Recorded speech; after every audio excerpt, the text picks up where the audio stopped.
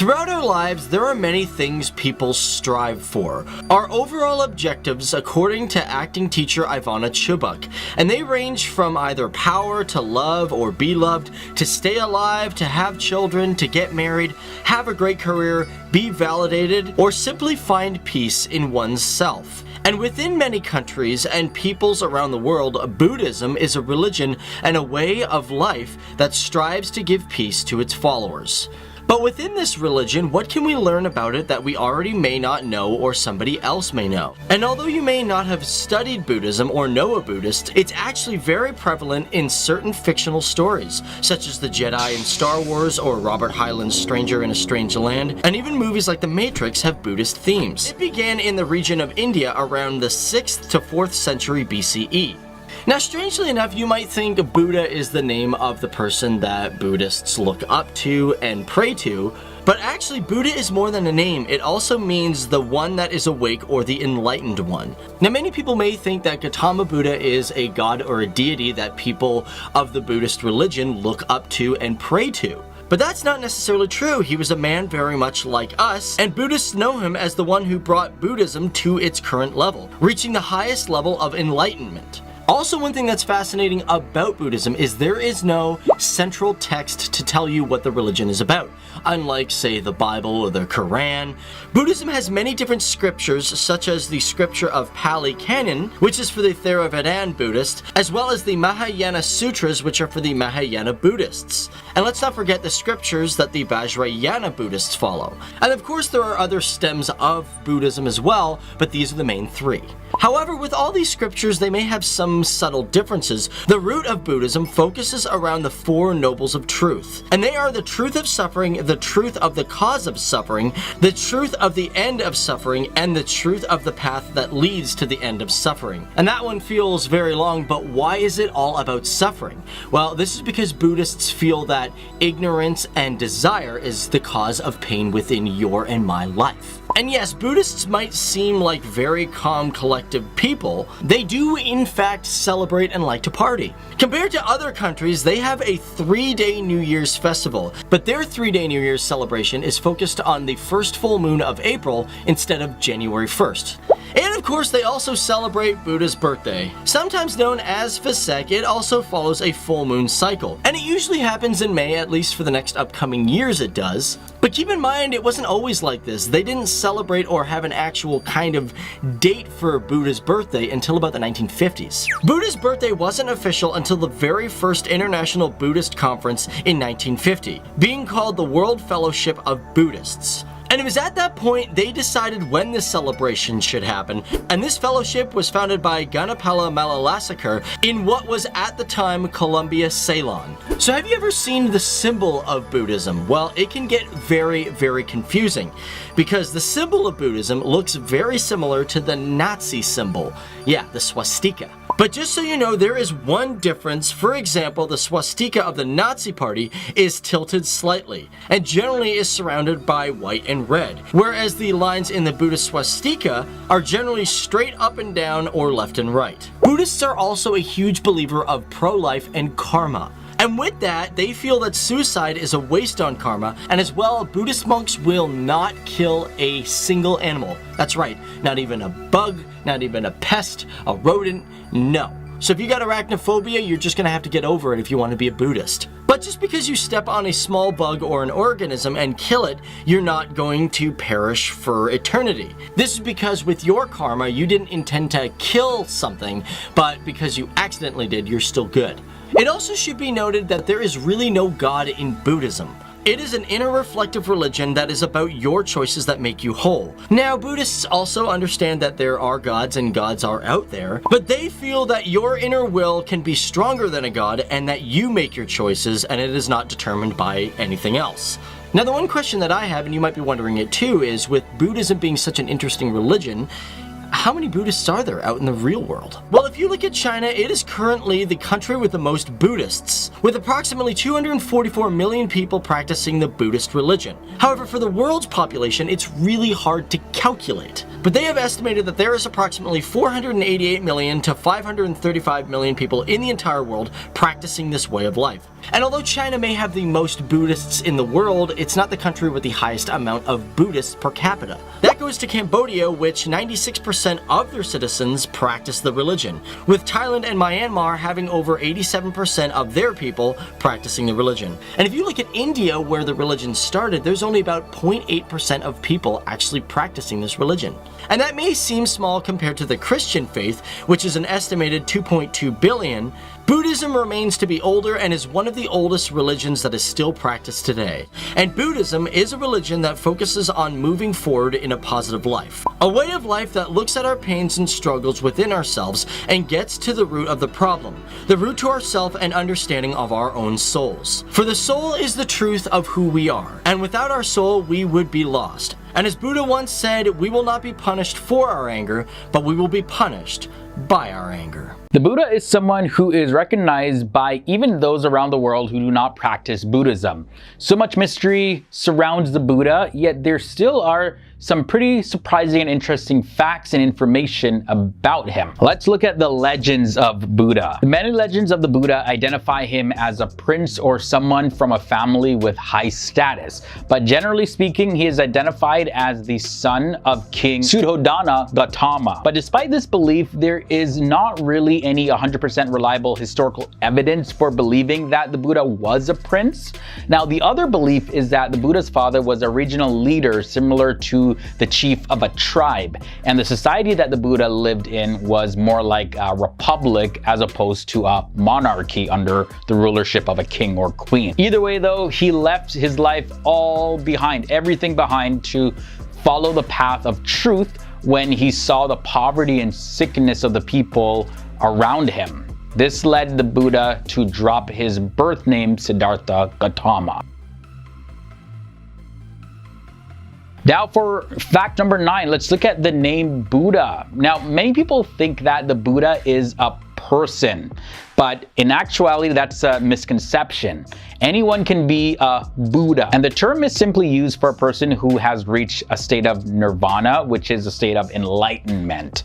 Now, Siddhartha Gautama is believed to be the first Buddha, and after that, there have been several other Buddhas. Some say there were other Buddhas before him, but this is the first time that this term has been used for somebody. Now, this is one of the reasons, by the way, why you'll see various different faces on statues depicting Buddha. But speaking of the way of enlightenment, let's actually look at that next. At the time of Buddha's quest for enlightenment, there were many religious practices that promoted either the overindulgence of the senses or deprivation through acts like fasting for weeks at a time. Then, after realizing that neither one of these paths were really beneficial, he created what would be later known as the middle way to enlightenment. Now, this was a balanced approach that really emphasized inward work rather than outward rejection of things. Next up, I want to look at where enlightenment was attained. To achieve enlightenment, young Siddhartha Gautama, he vowed to sit under a bodhi tree and meditate until he transcended all suffering. Now, the end of an extremely long meditation session and mental battles that he was facing, he became awakened and was then known as the Buddha. Now, the Bodhi tree, which is also called the tree of awakening, is also known as the Bodhi fig tree or the Bo tree. So you may hear those terms depending on what source you look at in reference to this particular tree. But this specific tree was located in Bodh Gaya, Bihar in India. For fact number 6, Buddha was not a man of God. A large number of religious figures have claimed to be either gods, manifestation of gods, or prophets of gods. But Buddha, however, never actually claimed to be a god. He never claimed to be a prophet or a manifestation of the gods either.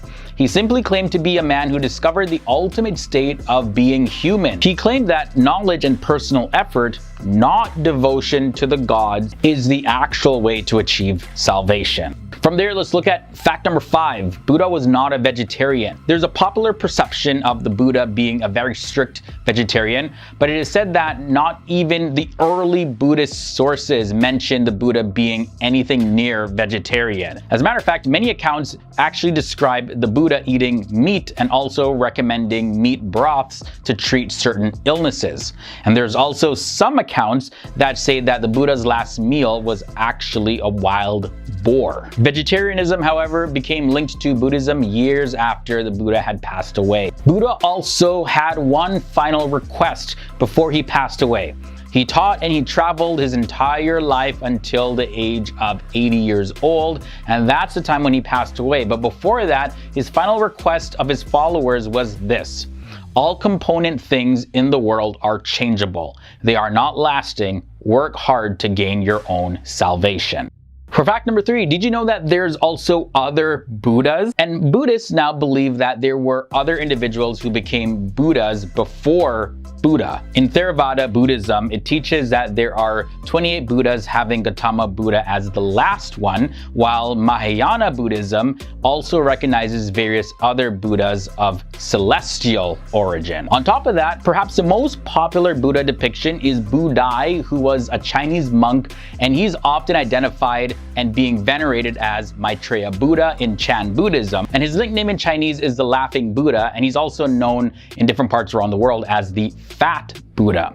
But he actually is not Buddha. Many people believe that though, and his name, Budhi, by the way, means cloth sack in Chinese. So I just want to throw that in there and clear up that particular misconception around Budhi. Now let's look at the date of birth next. Well, we can't actually look at the date of birth because nobody actually knows the date of birth of Siddhartha Gautama. It was said that he was either born in 536 BC or in 480 BC, and the details of his personal life were only passed down orally from generation to generation, and that's why there's no completely reliable source regarding the date of his birth. Either way, people agree on the fact that he was born in what is known as Nepal. And for fact number 1, let's end off with Buddha's son. He only had one son, and his name was Rahula. His son would later on become a monk, and some say that the Buddha was not necessarily the most ideal father, considering that he had left everything behind. But either way, since his status in society was very high, of course the Buddha's son would be well looked after. It is also said that Rahula died before the Buddha actually did, and according to Pali and Chinese sources, this happened as he was traveling, like physically traveling through the second Buddhist heaven. Buddhism, like other spiritual paths and religions, is responsible for various teachings and concepts and lifestyles being spread all around the world. With this expansion, there is bound to be misconceptions, stereotypes, and lies. I'll be highlighting 10 of the biggest misconceptions, stereotypes, and lies about Buddhism that exist. At number 10, we have the lie of all Buddhists meditate. Meditation is often identified as a central practice of Buddhism. However, the majority of Buddhists throughout history, they don't meditate. Meditation has traditionally been considered a practice of monks, and even then, only certain monks. It's only up until about the 20th century that the practice of meditation had begun to be widely practiced by the common person. The lie number 9 is all Buddhists are vegetarians. Bhiksu, which is a Sanskrit term that translates as monk, literally means beggar. So Buddhist monks and nuns originally begged for their daily meal, and some still do this, and they ate whatever was given to them, and sometimes meat was given, so they ate that. Also, according to some sources, the Buddha suffered before he entered nirvana and attained enlightenment after he ate pork. After the Buddha's death though, vegetarianism began to be promoted in some Buddhist texts. But even today, not all Buddhists are vegetarians. Moving on to the lie number 8. No worship of gods in Buddhism. In certain types of Buddhism, like Japanese Buddhism, there is a wide variety of cosmic beings known as devas and spiritual beings known as bodhisattvas and Buddhas. And these beings dwell in various areas of the universe. Some even respond to people's prayers. Next up, let's look at Buddhism teaches that nothing exists. Buddhism doesn't actually teach this though.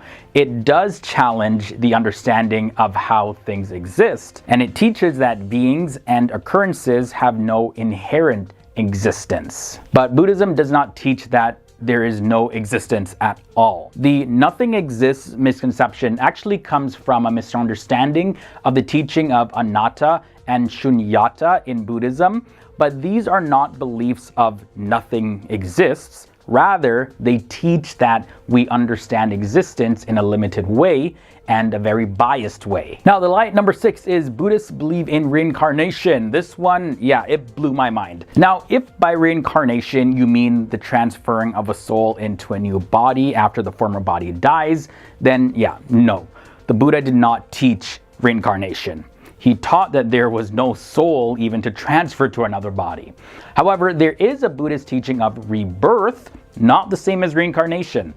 The teaching says that it is the energy or conditioning created by one life that is reborn into another life, not the soul being reborn. According to Theravada Buddhism scholar Walpola Rahula, a person who dies here and is reborn elsewhere is neither the same person nor another. However, you don't have to believe in rebirth to be a Buddhist. It's not essential. Halfway in, the lie number 5 is karma is fate.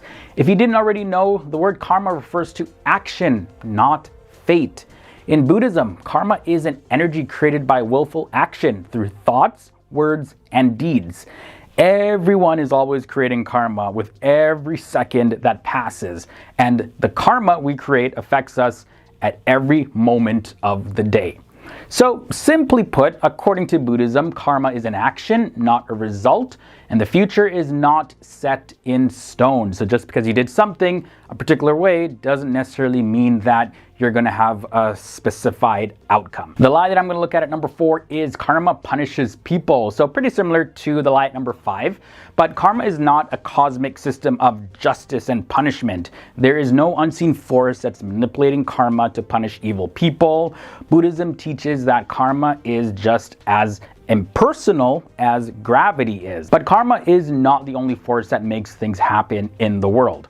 And if a flood destroys a city, it is not accurate to assume that karma made that flood happen because the people in the city did evil things.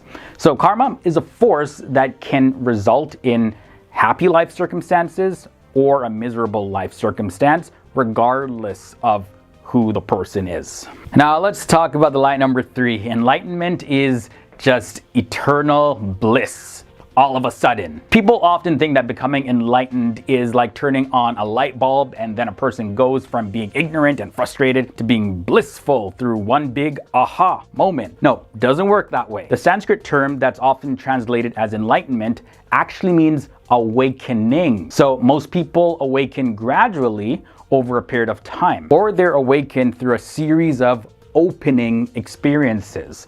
Even the most enlightened people are not just floating around on a cloud of bliss all the time.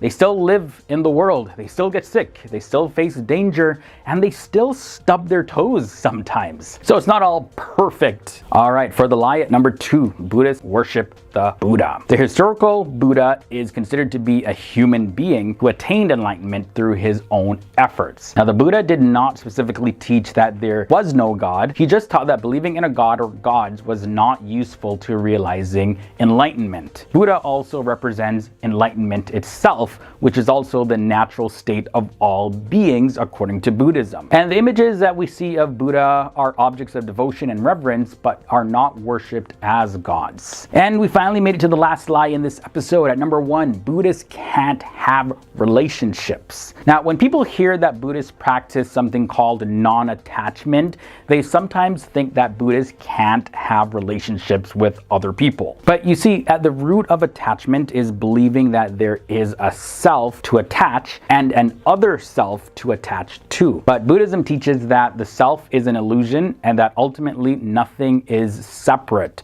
When one realizes this, there is no need for attachment.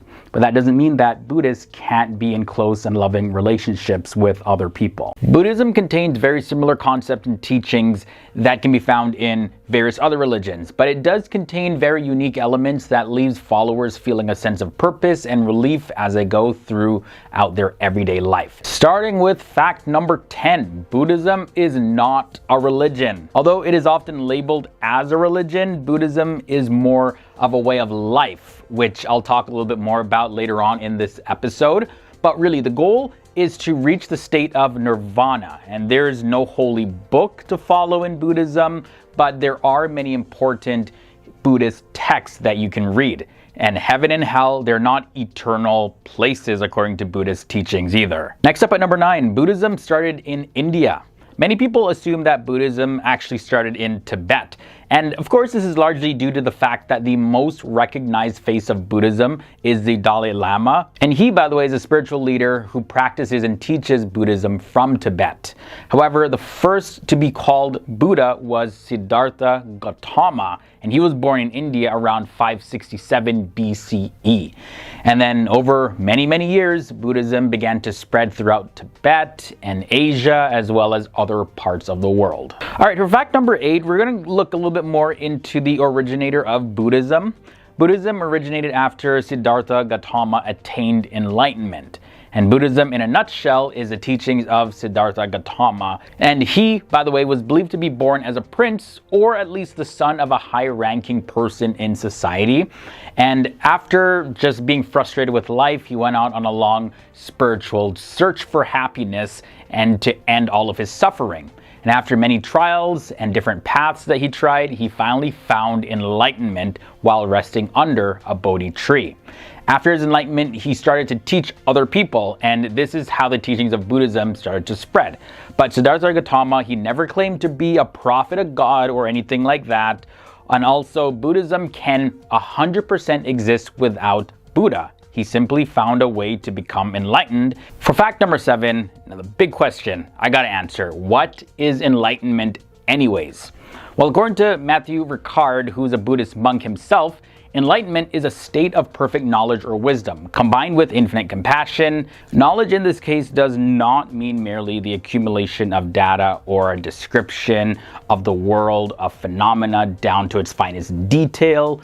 Enlightenment is an understanding of both the relative mode of existence, the way in which things appear to us, and the ultimate mode of existence, which is the true nature of those things. And by the way, this includes our minds as well as the external world. Beautifully put by Matthew Ricard. Moving on from there, we go to number 6. They do not believe in a supreme God. Followers of Buddhism, they don't acknowledge a supreme God or deity at all. They instead focus on achieving enlightenment. There's no supreme God to follow. There's no one to worship. And when followers reach this spiritual level, they're said to have experienced nirvana, which is a transcendent state in which there is neither suffering, desire, nor sense of self. And an individual is released from the effects of karma and the cycle of death and rebirth. This is why Buddhism shouldn't be confused with a religion, as there is no God or supreme being to worship. Next up, I want to look at the term Buddha. What does that even mean anyways?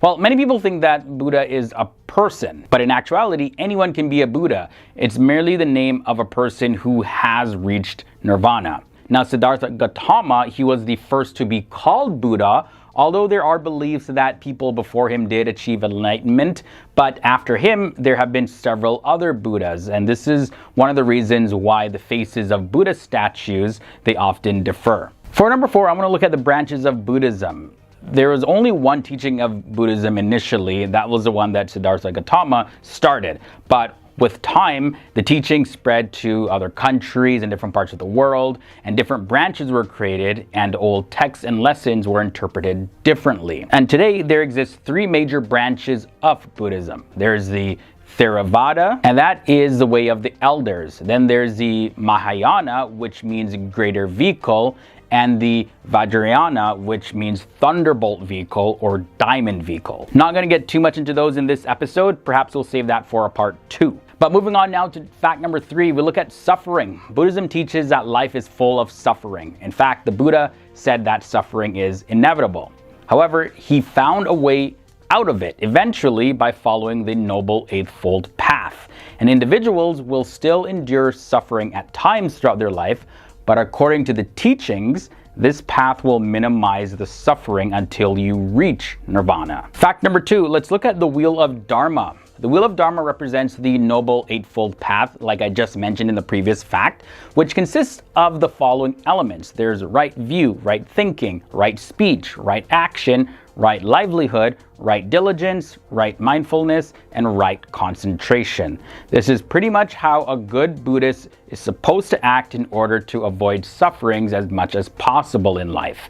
This will also ensure that the full focus is set on reaching enlightenment. And finally, we end off with fact number 1, personal responsibility, one of the most important teachings in Buddhism. Each person is responsible for their own enlightenment. According to the teachings, there is no savior like the Messiah that's coming to earth like other religions. It's up to each individual to keep good karma and work their way to attain enlightenment. No one else is capable of making somebody a Buddha. Only an individual can do that for themselves.